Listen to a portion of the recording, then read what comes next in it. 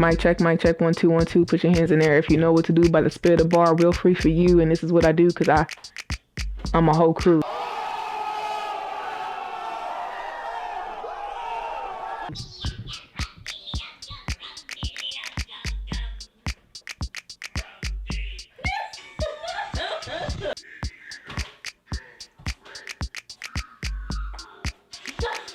Did your hip just pop? You're only 10. And with that being said, hey y'all, hey, Chucky, baby. I think I'm done stalling, and my daughter's here distracting me. She's sitting right here distracting me. I got my blankie. It's movie review time. I've done one music review video, but I think movie reviews is about to be my thing because someone suggested that I do it. I got my blankie. I got the homie. Wait, look, y'all. The homie's on here. Hold up. It's the homies. Y'all, look. Look. Okay. It's the homie. Okay. I got my blanket. Can we talk about it? Let's talk about it. Okay. So me and my daughter and my brother just went to go see Insidious, The Red Door. Shout out to Patrick Wilson. Patrick Wilson is by far one of my favorite. He gives me daddy vibes for sure. Every time I see him, it's giving father figure. It's giving a good mentor. It's giving he's going to get the job done. Save your soul, save your life type stuff. Insidious, I want to say the young man who really shocked me the most in this movie is Dalton. If you have not seen Insidious Red Door, stop watching this video immediately. Do not come back to this until you watch it. I'm so serious. I'm not playing with you. If you come back to this and you have not watched it, you know, you really should not watch this. You should not watch this until you watch Insidious's Red Door. This wonderful movie, The Insidious Red Door, was directed by the one and only James Wan, who is by far one of my favorite directors in the horror shorts genre. And I will say that Patrick Wilson is one of my favorite male actors in the horror genre as well. Horror, because horror is kind of weird. You know, when you hear a word or see a word and you actually sit and think about it for like a split second, does it really seem like this word is spelt this way? Okay. Horror does not look like it's spelt like that. Sometimes I read it and I'm like, there's no way. Whoever decided that was the word, there's no way that was the first decision. I'm pretty sure you guys had like 5 written down and then like the other 2 were crossed out and then there was like 3 others left. I didn't do the math correctly, I don't think. But I'm pretty sure horror was like the 3rd one, and then there's like option 1, option 2, then option 3 was horror. You can't tell me that horror was the first choice, because whoever came up with that word specifically for a specific entity, it represents scary, malicious, paranormal things. There's no way that horror. This movie definitely got me together. It reminded me of why I like to direct, why I love movies, why I love to escape my reality and watch movies that just give me that feeling. At the end of the day, I will strongly suggest that you brace yourself for the jump scares, because there's a lot of those. I jumped too many times. I probably was the loudest person in the theater. Sorry to those 4 or 5 people. Me and my brother, we watched Insidious 1 and 2. So he was caught up. I've already watched it, so you know, it was kind of like a refresher for me. Insidious 1 and 2, they were really phenomenal movies overall. Like, I love the storyline. I'm just a fan, you know. James Wan did an amazing job on every scene. While we were watching it, it didn't dawn on me that Ty Simpkins was the actual Dalton from Insidious 1 and 2. It just, for some strange reason, motherhood like took over my eyesight, and I looked at this guy like he was a total different person from the original Dalton, and I didn't know that, and he has grown. He's primarily worked in horror genres as the co-creator of the Saw and Insidious franchises and the creator of the Conjuring universe.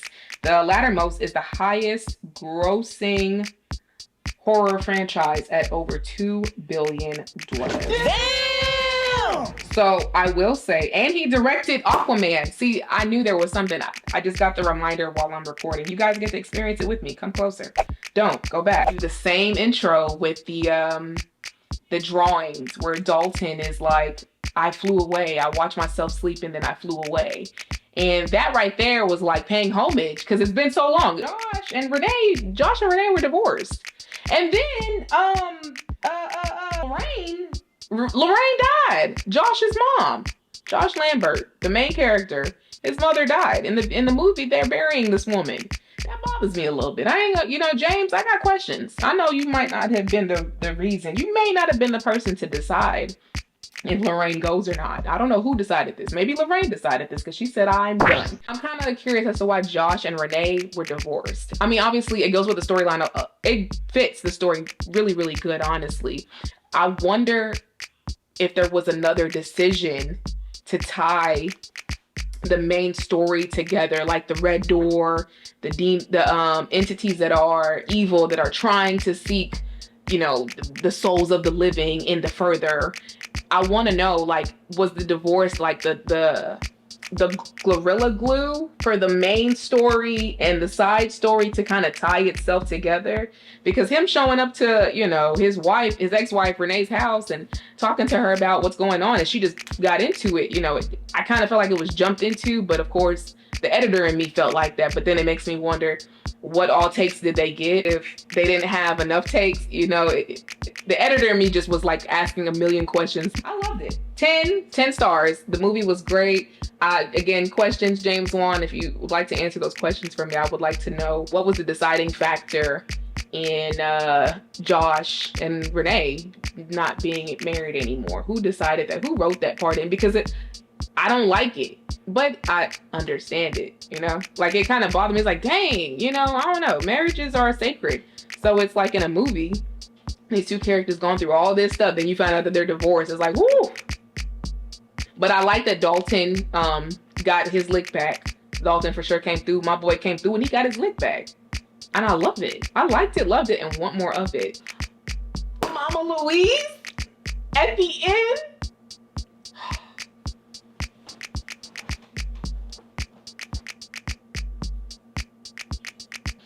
Y'all, Mama Louise, she was there, bruh. Shout out to Sinclair. Girl, shout out to Sinclair. She did a marvelous, amazing job. She fit the character. If anything, the character is now her. So if they do another one, you gotta find someone that's either, you gotta use her again or find someone that's greater, because she was at the top. I like how it really does all tie back together. I like that from the very, very beginning of the movie. Oh boy, Josh don't know nothing about nothing. He don't remember none of this stuff because they erase his memory. Josh goes to talk to younger Josh, and then we finally see it all like tie back together. Like, why did he do that? Why did he turn and talk and then pointed? Who opened the door? And it was Josh. Reminded us that Josh and Dalton had to get their memories wiped, for lack of better words, but basically just completely just removed that part of their life. I like that we got to get that perspective. I love all of that. I'm in love with the movie. I'm in love with movies in general. So I can go on, but that's the point of this video, is to highly suggest you to go, if you have not seen it yet, in your busy schedule, in your busy time, taking care of them kids, them dogs, babysitting the neighbors, babies, kids, cooking for the hubby, cooking for your lady, cooking for the girl, cooking for the dog, because people do that. People do everything and anything, and whatever you got to do in your busy schedule, I strongly suggest that if you got the time, make the time and go see The Conjuring. Popcorn, get your drink on, go to the theaters, go to a theater near you. Let me know what you guys think. Help me get 5 likes, 50 views. Can we do that, please? Hey, whenever. Just hand them things over, hand them likes over, hand them views over. If you guys liked it, loved it, and want more of it. Au revoir, my fellow creatives.